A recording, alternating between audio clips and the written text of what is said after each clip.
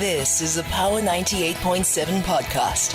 Now we're talking. Subscribe to Power 98.7 podcasts in iTunes or wherever you get your podcasts. There's more on power987.co.za. Mr. Oleni, how are you, sir? You good? Good afternoon, and how are you? You see, I can hear you lucidly for that. Thank you so much. Thank you so much. So let's talk about the State of the Nation address. Some of us did not hear numbers. I mean, you work with numbers. Is it because the respective departments are supposed to be giving us specifics, or do you think that the president could have gone at least some way to give us the numbers? Budget is coming up in a week or week and a half or so. Mm-hmm. The numbers, of course, we are going to hear those numbers. But the main issue that I think the president should have given us is a report of how things have gone, because the numbers were mentioned last year. So the president could at least have come back, with numbers to indicate, how far we have been. So I think the speech of the president, it was quite word heavy. And not necessarily about specifics about, where government is currently and where the success is, or even the failures, because I think we also expect that if there are failures, the president must be able to come back and tell us that, we're supposed to tar 4,000 kilometers of road. We were only able to do 3,200 kilometers of roads and so on. So I think from where we are, we find that, the speech was quite, fluffy, if I may use those words. Mm-hmm.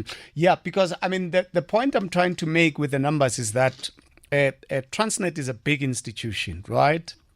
And for you to only talk about having reduced the backlog, and we are now left with about 12 ships, some of us would have expected more, President spoke about job opportunities that the NYDA have created, but he says many, without really being specific about the numbers. The speed train between Gauteng and KZN that he spoke about, you would have said, this is where we are. This is how much we are literally looking at. We envisage that on a monthly basis, it will be able to transport so many people and all of that.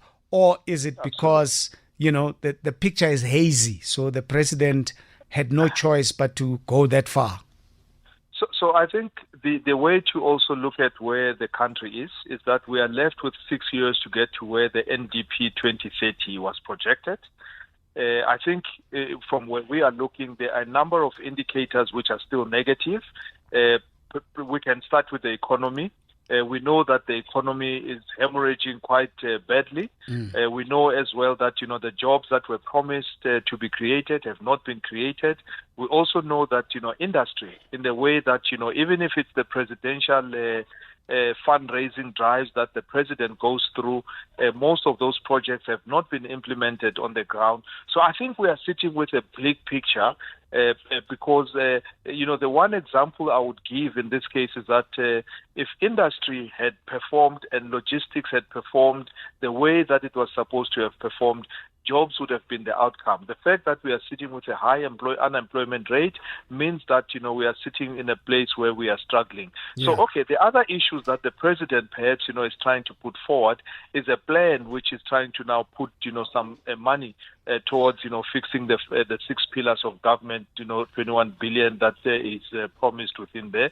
So I think from where we are, we are finding that I think government has not given us much after the 5 years that they were operating.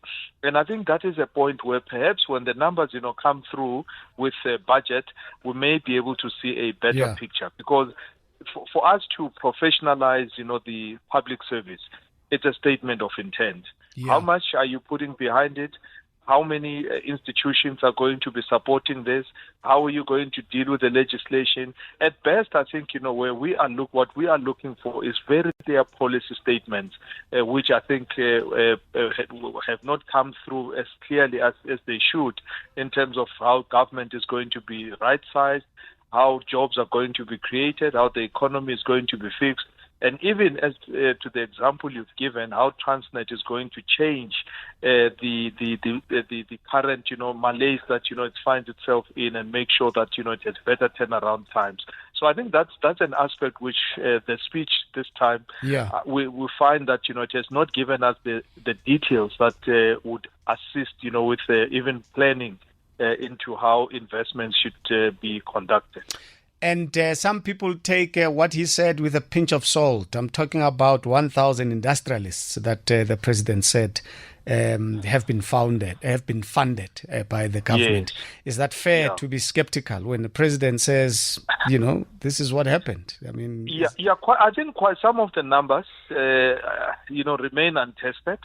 And secondly, I think, I would err on the side of caution as well, because if there was 1,000 industrialists who were funded, where are the factories? Where are the manufacturing facilities? Where are the various things that at least we can point, to say this is from the 1,000, 500 have done well, 500 have not done well, and so on. So I think it's an aspect which also needs to be tested to ensure that the numbers as well, because we have no way of comparing with anything at this point in time, because they may have been funded, have they implemented? They may have been funded, how far down the line have they gone? And so on. So I think, some of the numbers as well would need to be tested over the next, few days, so that we can get a picture of indeed, if that funding is flowing into the has gotten to the 1,000 industrialists. But the other point to it is that the funding of SMEs as well, those numbers should be available from SIFA. They should be available from your NEFs, should be available from many other institutions. And I think we can invite even the private sector to indicate the numbers of how they are funding the SMEs. So I think this is also a case of government standing on its own and not calling on the partners that are supposed to be supporting and helping government to implement this mammoth task. Because I think what the speech tends to say is that, we are admitting that, this is a complex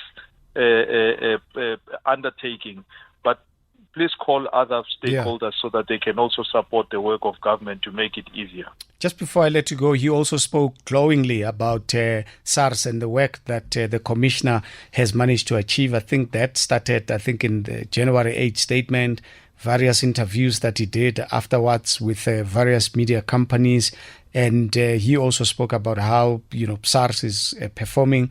But the president did not tell us about the fact that the commissioner's term of office ends in February and what's going to happen moving forward. Do you think that was that he shouldn't have done that?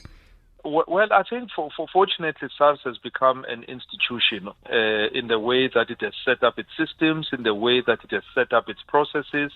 So I think it's one of the examples. And in fact, the president, maybe the oversight is he did not brag about, where SARS and what SARS has achieved, even beyond, the previous, successes that SARS has achieved. So SARS at least, can stand credibly as a tax collection agency, which is even able to prosecute. I think we saw the issues of prosecuting people, collecting 4.8 billion, but there's perhaps more that could have been said in terms of, that is how institutions or organs of states, should be functioning. So the fact that, the contract of the commissioner ends, I think we shouldn't stand too worried, because the systems have now established themselves similar to other entities that, we can see of government that, are performing, which maybe a few, but, SARS can stand as an institution that can sustain itself into having another person. Perhaps, a new person